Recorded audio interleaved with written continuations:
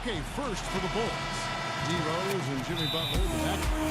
And down low, the two-time NCAA champion of Florida.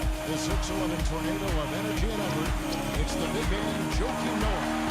Then it's Dang, and it's Boozer in at the fourth. And for the Celtics, speedy backcourt of Rondo and Bradley. And it's Kelly Olynyk out of Gonzaga. A 7-footer with inside-outside offensive skills. In the middle of center. A big game for this young man. It's Bass in at the power forward. And the shot is good. He got a great read of where that miss was going, and that allowed him to be the first guy to it and get the putback. Green. He's covered by Dang. That drops. And you love the concentration. Gets hit and it stays with the play. Yeah, he showed a lot right there. Plenty of concentration, finding a way to get that shot to fall. Well, you know, last season, I think officially brought the immediate championship aspirations of the Celtics to a close. The 7th seed in the East, Knicks, the rebuild was on in full sight. Gets the bucket.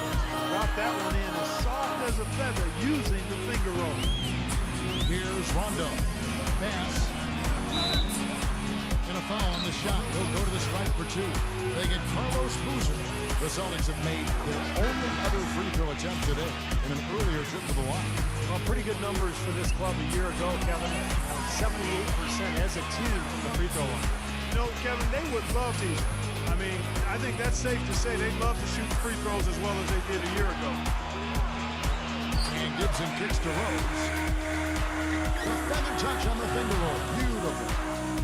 Rose has got his second bucket of the night. You know, they've scored several times already here in the first quarter down low. I like that.